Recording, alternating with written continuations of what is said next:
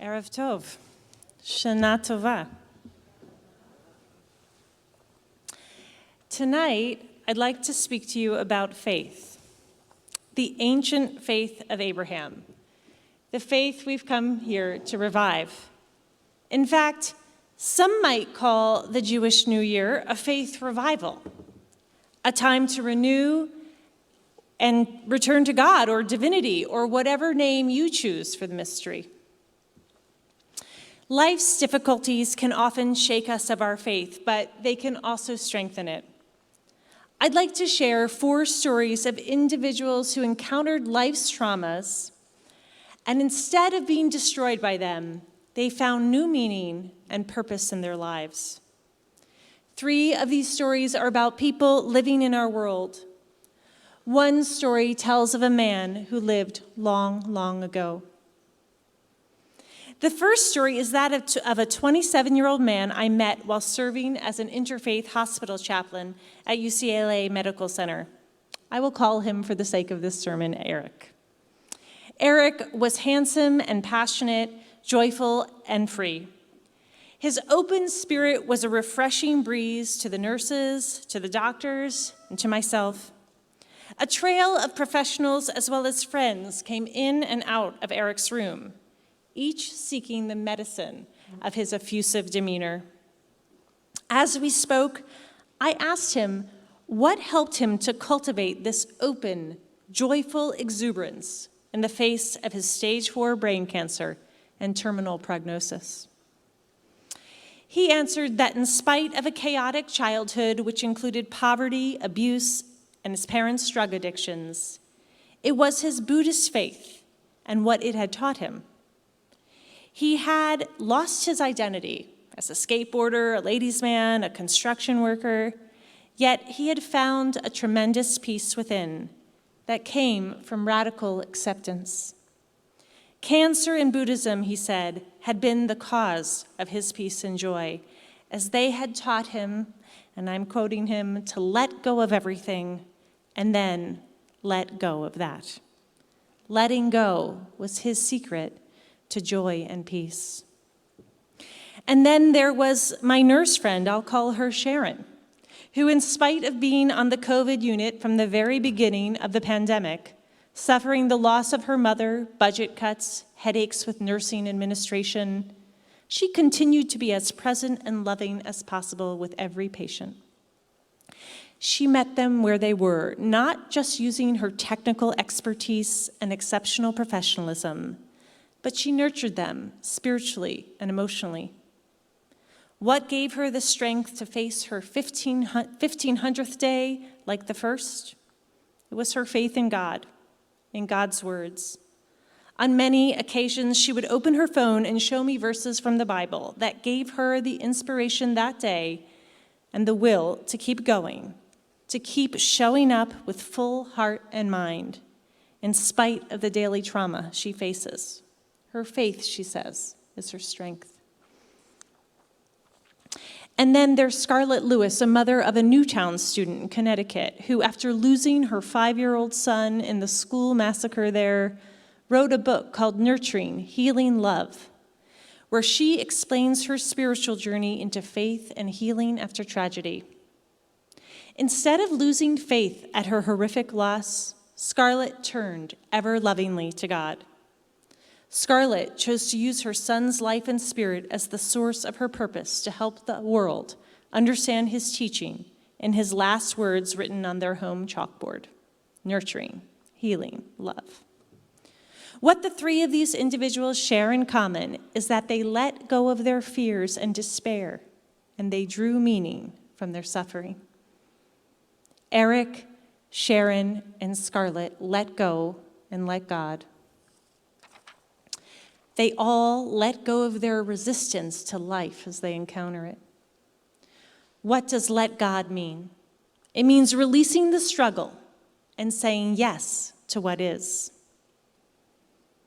In the midst of life's difficulties and trauma, the faith of these 3 flourished, not failed, and their spirits blossomed rather than broke.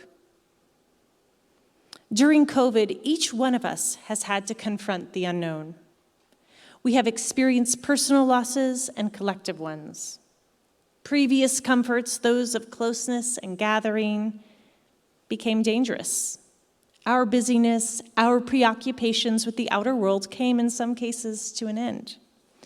And suddenly, we were on a journey to the unknown present and future. We still are.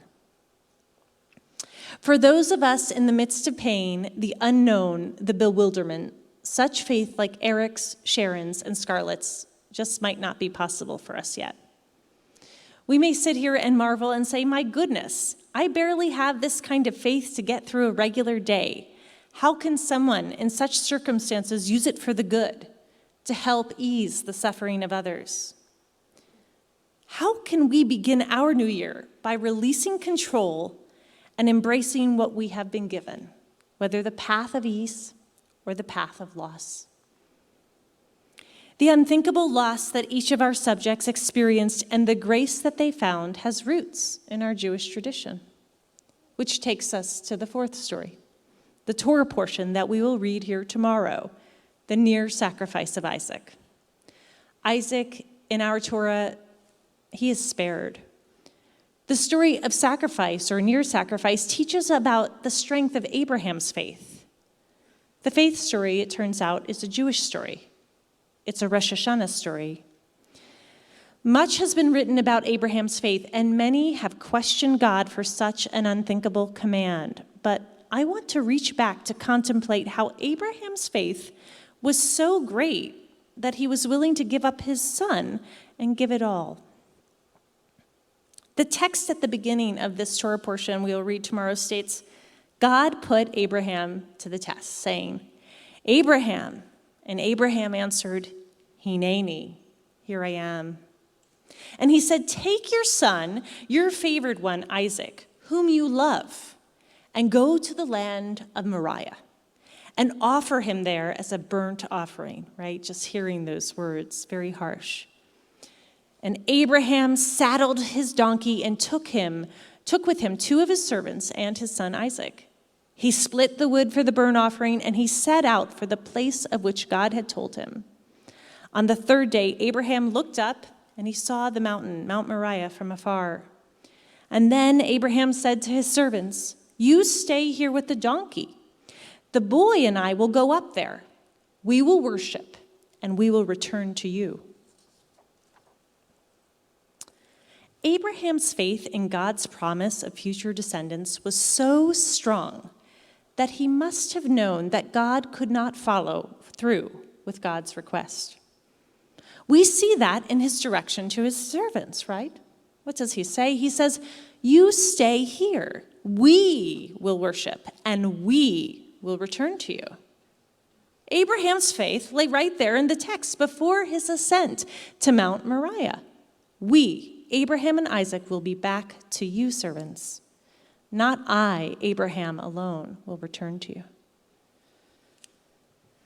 Abraham had a complete and total willingness to show up for life, to show up for the divine, even when being tested, and take the journey by saying at every step on that mountain, Hineni, I am here. Why? Well, here was God's promise that Abraham believed in as he walked up that mountain with his son. Years prior, God had said, I will make of you a great nation, and I will bless you, and I will make your name great, and you shall be a blessing. Look toward the heavens and count the stars if you are able to count them. And he added, so shall your offspring be. And because Abraham believed in Adonai, he took it into his heart. Abraham believed in the promise so much that he knew that in order for God to fulfill God's blessing, the sacrifice could just not take place. Abraham had faith in the promise. Where most human beings might say to God, show me, and then I'll trust you. Abraham was willing to trust God first and then be shown. Today, let's read the story of Isaac's near sacrifice in light of Abraham's willingness to say Hineni in the face of adversity.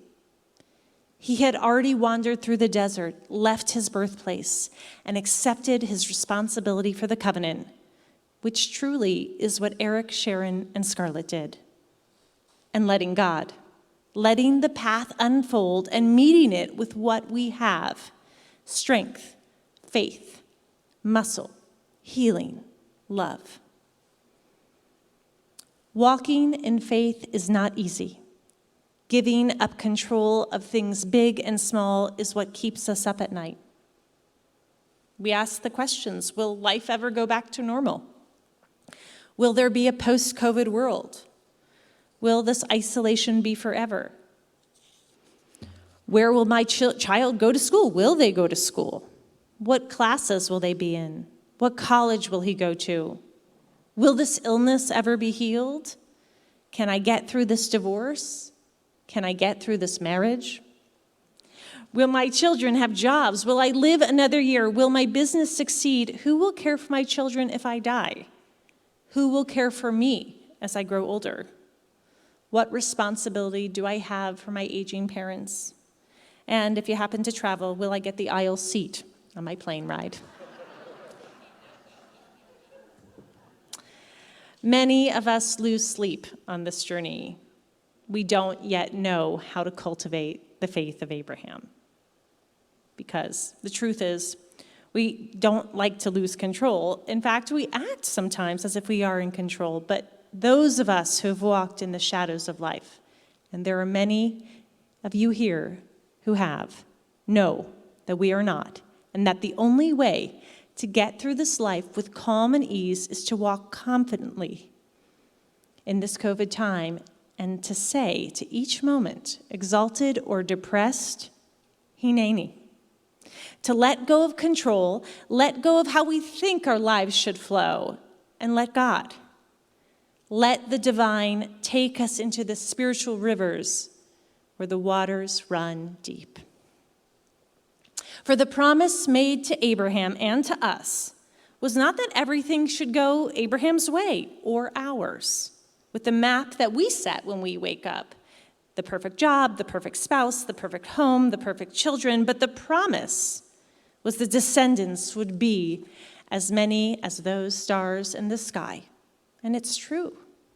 Look around the world, here in this room, on Zoom, live stream, all the synagogues celebrating tonight.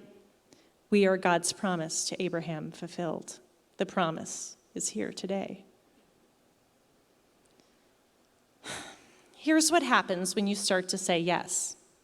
More and more blessings appear as you walk with a full heart, with happiness at what is. You are continually reminded that you are a sacred partner in the promise, and the struggles that you encounter begin to release their hold. How do we do it? Well, I put together a brief guide of Abraham's wisdom on how to let go and let God. First, say Hineni at the beginning of the day. Whatever life places in front of you, don't try to run away, as you will want to do. Say, I'm here, yes. Yes to the annoying. Yes to the good. Yes to the bad. And as you say it, take a deep breath, if you're able. That's what Abraham did. Second, make sure that as you walk up the mountain, take a compass with you, or in our case, an iPhone. No one will be without their iPhone for sure. Chart your course as much as possible. Prepare yourself. Gather information. Ask for the expertise of others who traveled in similar ways. Surround yourself with people who believe in you. Listen to your inner voice. That's what Abraham did, right? Everyone must have thought he was really nuts. Third, remember the promise of our ancestors in times in life where you have survived and have been fulfilled. All of us have made it this far. We may not have heard the call like Abraham and Sarah did, but the call, the promise, it's who we are.